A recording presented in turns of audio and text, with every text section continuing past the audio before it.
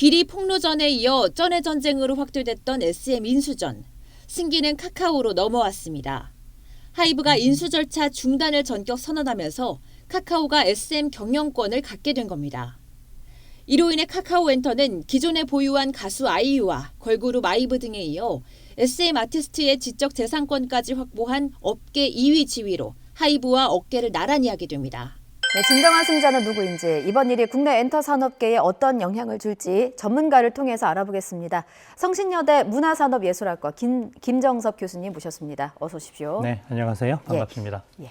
자, 이번 인수전의 승리는 이제 카카오다, 카카오의 승리다라고 평가하시는 분들이 좀 많으시더라고요. 승자는 어느 쪽이라고 보십니까? 네, 원래 카카오가 최근에 인수를 추진했었기 때문에 잘 방어했다 이렇게 또 볼 수도 있고 전초전에서 일단 승리를 했다 이렇게 보는 게 맞겠죠. 예, 그렇군요. 사실 초반에는 이수만 전 총괄 프로듀서와 카카오의 대립구도였다가 그 다음에는 카카오와 뭐 하이브 이렇게 변했잖아요. 네. 경영권은 내려놨다고는 하지만 사실 그동안 이수만 전 프로듀서가 그 SM에 대해서 보이지 않는 지배력을 좀 영향력을 행사했다 이런 관측도 있어서요. 이게 좀 변화가 있을까도 궁금합니다. 일단 카카오가 확고한 일대주가 된다면 그 영향력이 최소화되겠죠. 다만 이제 카카오가 SM을 인수한다 하더라도 여러 가지 여진이 남아있기 때문에 SM 측에서 여러 가지 조정, 실무선에서 조정과 협의를 통해서 그런 분쟁을 차후에 없애려는 시도를 할 것으로 보입니다. 그래서 제가 주목하는 바로는 몇 년 전에 아버지와 입장이 달라서 회사를 나갔던 장남을 참여시킨다든지 또 차남은 지금도 그 참여하고 있는 걸로 제가 파악하고 있는데 그런 쪽의 묘안들이 또 나올 수 있지 않나 이런 생각을 해봅니다. 교수님 취재가 살짝 가미된 부분인가요? 예. 그렇군요. 알겠습니다. 카카오가 제시한 게 현 SM 경영진이 제시한 게 SM 3.0이었습니다. 그러니까 이수만 전 프로듀서의 제작 방식을 탈피하는 방향을 이제 카카오가 추진할 계획이다라고 밝혔는데 이게 구체적으로 어떤 방향인 거예요?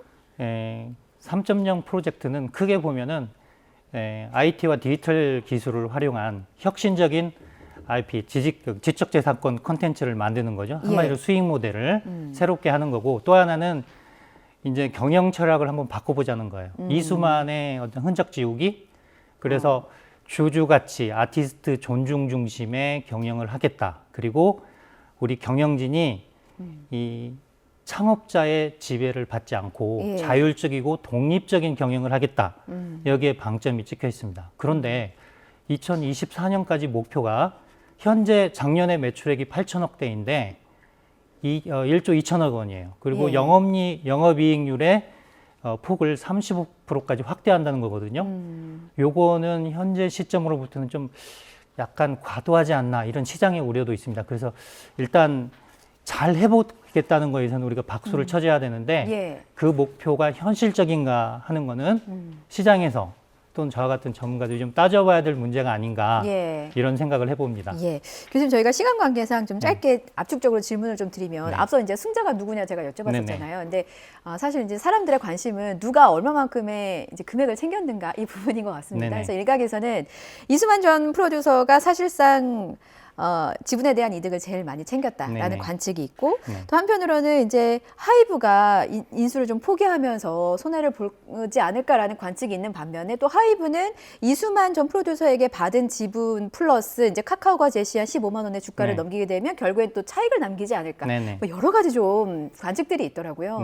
정리해 주신다면요? 그것은 어떤 시점으로 보느냐에 따라서 평가가 달라질 것 같습니다. 이수만 회장은 당시에 조금 비싼 가격에 팔려고 여러 기업을 모색하다가 실패했거든요. 근데 이번에 어려운 입장에 처하니까 손을 내민 거거든요, 하이브한테. 그래서 어떻게 보면 현실적으로 지금 주식 매각 대금을 이제 현금으로 확보했다는 점에서는 뭐 큰 수익이라고 볼 수 있겠지만 또 반드시 그렇지만 않다 이렇게 또 볼 수 있고 왜냐하면 또 명예도 이런 게 있지 않습니까? 그런 부분이 있고 하이브는 웬 떡이냐 이런 이제 약간 상황이 된 거죠. 저가 매수 기회가 왔기 때문에 그러면서 여러 가지 협업의 기회도 얻었기 때문에 나쁘지 않다. 그리고 이미 확보한 주식은 한꺼번에 내는 주식시장 시스템 때문에 팔 수 없어요. 그래서 차후에 이제 순차 매각을 한다든지 그 상황을 지켜보면서 대응할 것으로 보입니다. 하이브가 웬 떡이냐라고 하셨는데 하이브가 SM을 인수할 필요성이 있었을까라는 의견도 있기는 해서요. 여기에 대해서는 어떻게 보십니까?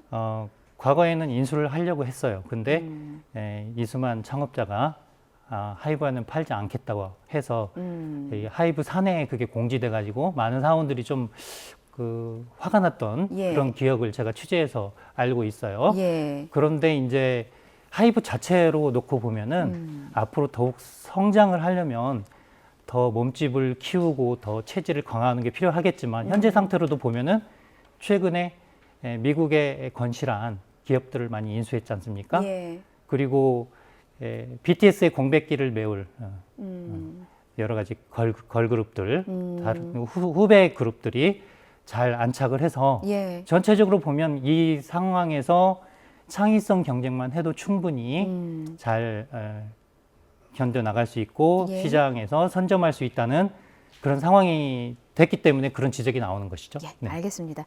끝으로 짧게요. 네.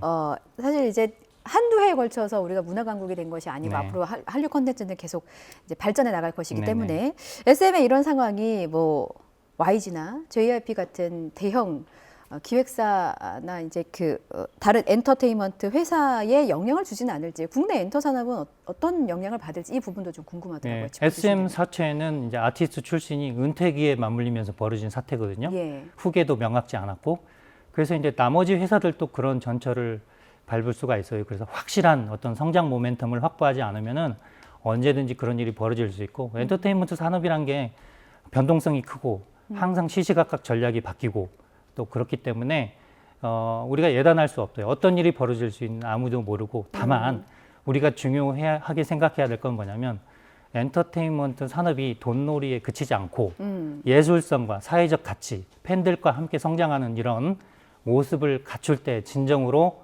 성장을 하고 그 가치가 온전하게 사람들의 마음속에 자리 잡는다는 사실을 잊지 않았으면 좋겠습니다. 예, 알겠습니다. 여기까지 듣겠습니다. 지금까지 성신여대 문화산업예술학과 김정섭 교수님과 말씀 나눴습니다. 잘 들었습니다. 네, 감사합니다.